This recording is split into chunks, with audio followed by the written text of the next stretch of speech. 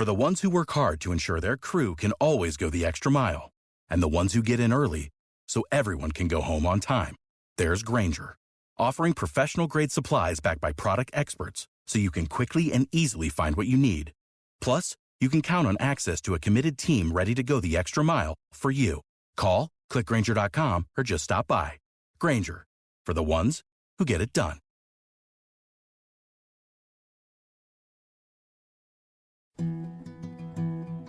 A science story, huh? These NYU scientists, I felt really right. I was so And I just thought, well, I had figured it out it was that golden moment. because science was on my side.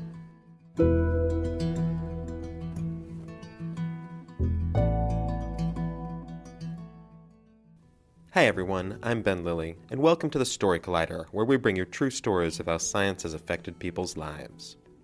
This week's story is from Colin Jerolmack. The story was recorded in September 2012 at Union Hall in Brooklyn. The theme of the event was animals. 10 years ago, I decided that I was going to apply to graduate school for sociology. My advisor convinced me that this was going to be a really good idea and that I was going to be a shoo-in. I was a great writer. I had a 4.0. I was just going to knock them dead. And so I applied to like 20 of the most selective sociology programs in the country, and I got rejected from every one of them. And so I kind of fled to South America and backpacked for a year and collected myself and thought about what I was going to do with the rest of my life.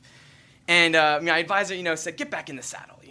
Come on, just apply to some more. So I applied to some more modest schools, and I got in somewhere.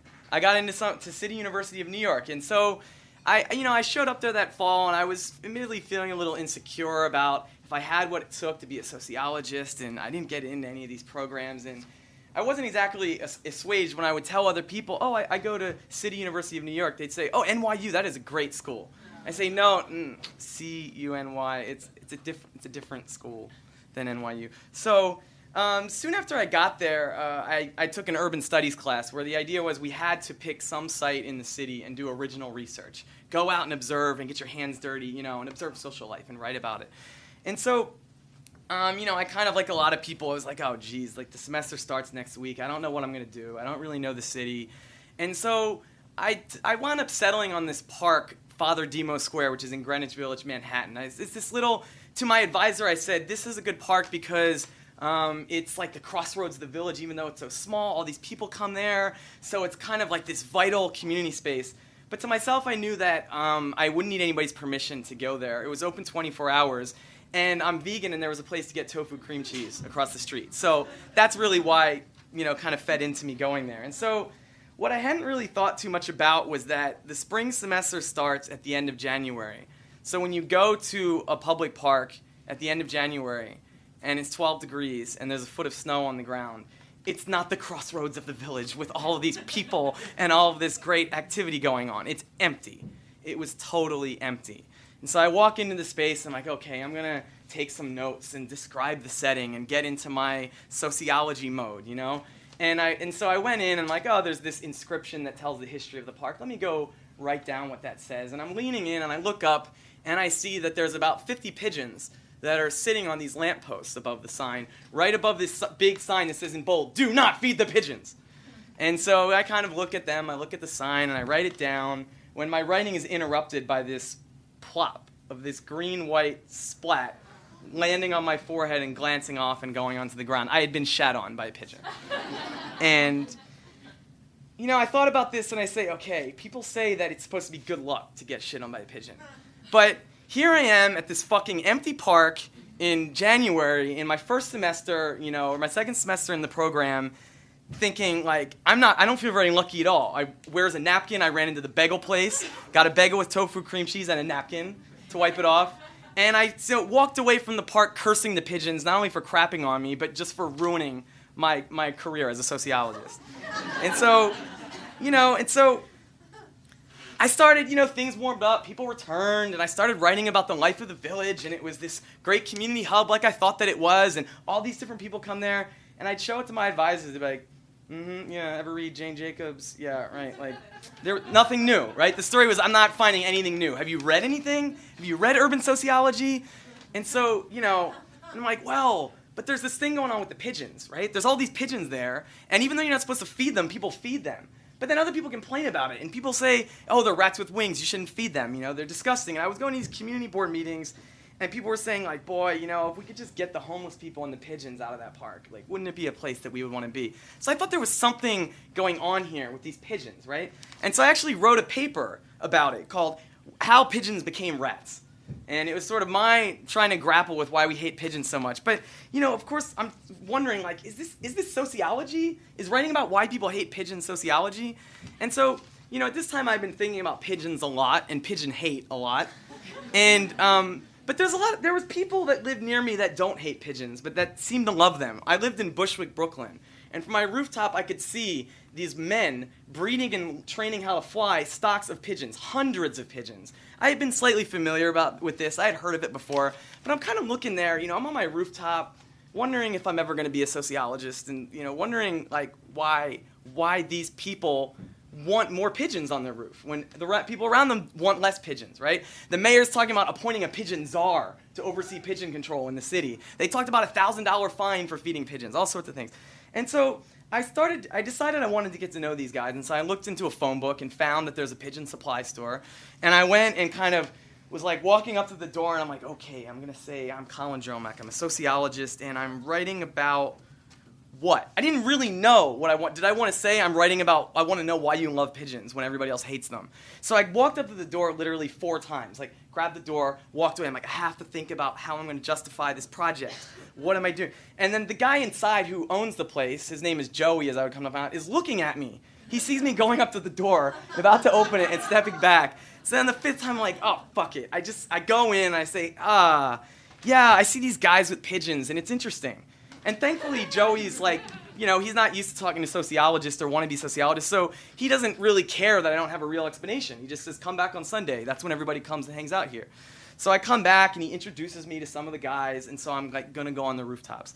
And I'm like, this is going to be awesome. I already envisioned the story I was going to tell that was going to be narratively compelling and sociologically gripping.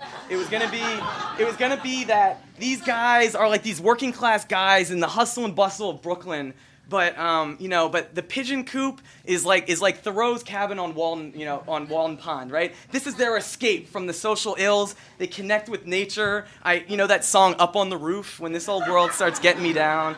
And, and so I meet this old-timer Carmine, this Italian guy, and I go up to his roof, and I get ready, and I open up, and I've got my first question, and I say, when you're up here on the roof, do you look at this as an escape? And he kind of stops for a second with this look that I confuse for deep thought, and he's just like, no. And I'm like, okay, so since you started keeping pigeons, do you feel more connected to nature? Like, do you care more? Do you think about like other animals or whatever? He's like, no. And I'm like, all right. But has keeping pigeons changed the way you think about pigeons, right? Street pigeons? And he's like, you mean the street rats? Oh God, I hate the street rats. I'm like, fuck. Huh. Okay. And so, I kind of am like, now what, right? I mean, Father Demo Square's not going anywhere. These guys on the roof aren't going anywhere. And meanwhile, I'm catching a lot of shit. I mean, on the one hand, so when I was talking to Carmine, actually, our interview was interrupted by being shit on again. And so I'm like screaming, and I ask Carmine, do you have a rag? And he says, why would I need a rag?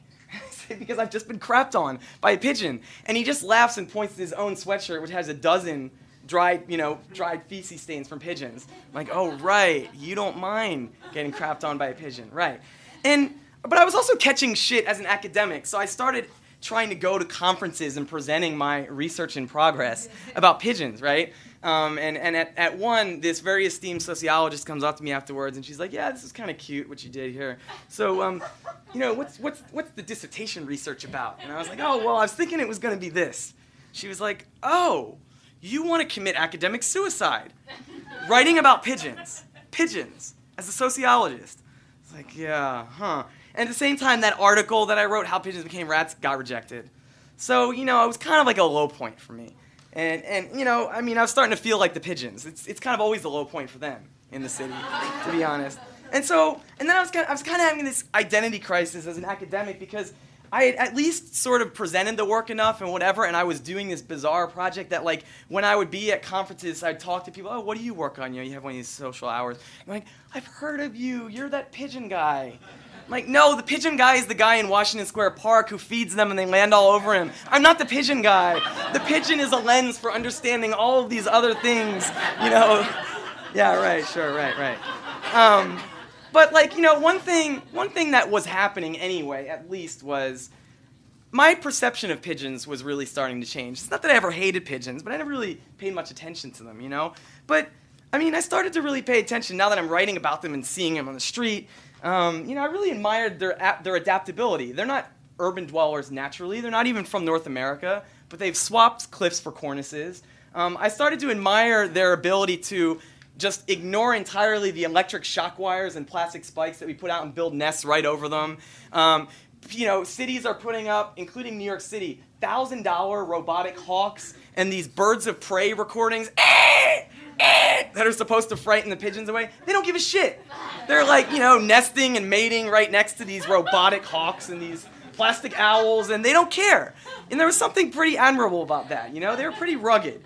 And, and also I started to talk to epidemiologists, and they really convinced me that, like, it's not that pigeons don't carry any diseases, but not really almost any diseases that people can catch from them. And they told me that the Department of Health has never documented an incidence of people getting a disease from street pigeons. And so I kind of started thinking, like, oh, it's not that big of a deal if I get crapped on. It's annoying, but I'm not going to get some kind of deadly disease. And actually, if you actually look at pigeons, as I started to a lot, you'll see that they're not all gray either. There's actually a lot of variety, even in the street pigeons, right? I started to notice white ones, brown ones, red ones, whatever. And so, I started to see the beauty in them. And then, so now I'm, of course, hanging out with more guys who keep pigeons. And so I started meeting guys who keep homing pigeons. And I know that pigeons have some homing ability. I didn't know that you could ship a pigeon to Virginia and that would fly home 500, 600 miles in one day, nonstop. Right? And so I was really impressed by this homing capacity. And then some of the guys would say to me, well, you know how we can bring them home quicker. Now, as a vegan and an animal rights person, this isn't my personal, but nonetheless, I learned something about pigeons the way. They say, well, you know what you do when you want to speed up the race? You take pigeons that are sitting on eggs, and they race home to sit back on the eggs. And I say, but you raise hens and cocks. And they say, right, because both male and female sit on the eggs. And when the babies are born, they both feed them, and they both equally take care of them. Something I think many humans aspire to, but don't achieve. And I also learned other things about pigeons that are traits that I think many people find desirable and hard to achieve. The divorce rate is really low. Pigeons mate for life.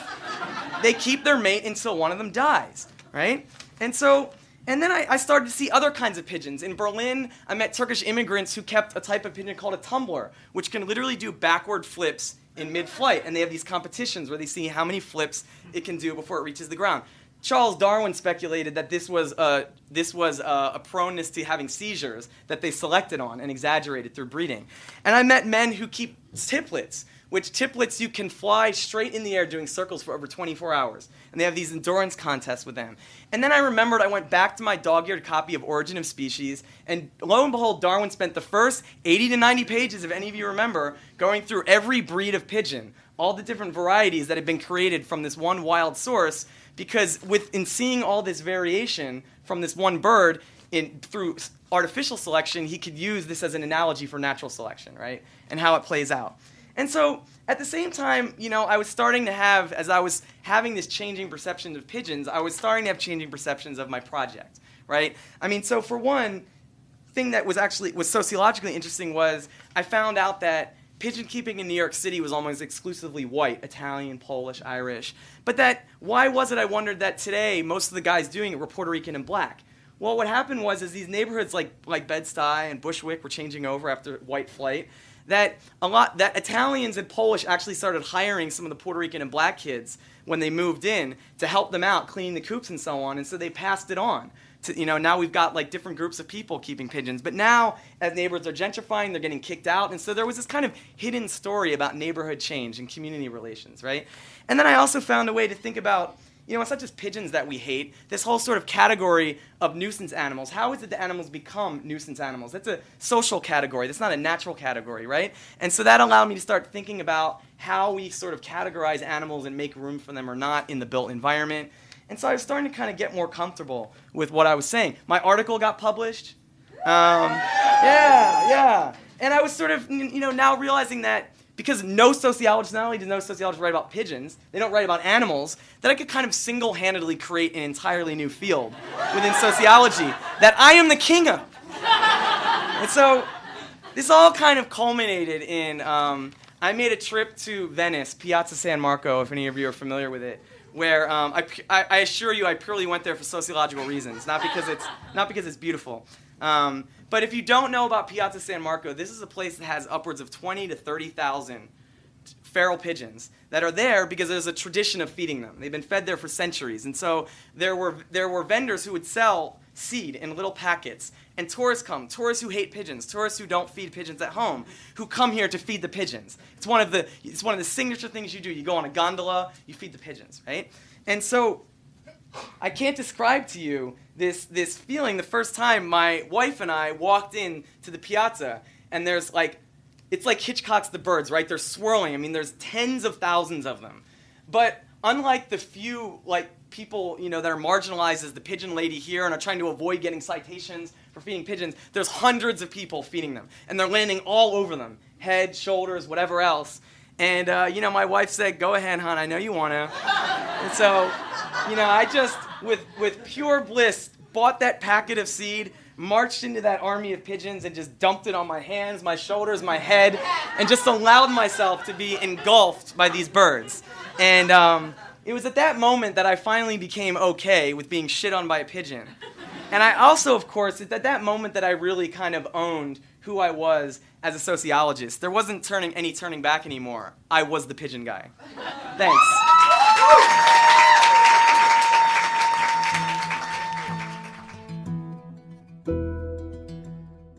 That was Colin Jerolmack.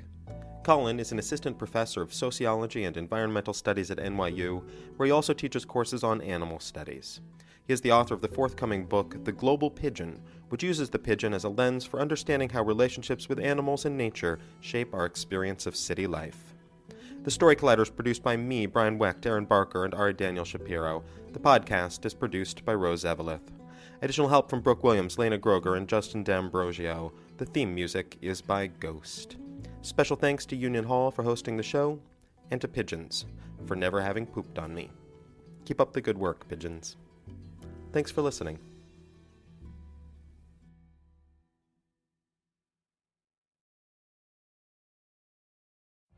Every day, we rise, challenging ourselves to work for what we believe in.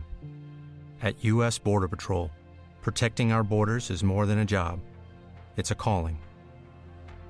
Agents answer the call, working together to keep our country and communities safe. If you're ready for a new mission, join U.S. Border Patrol and go beyond. Learn more at cbp.gov/careers.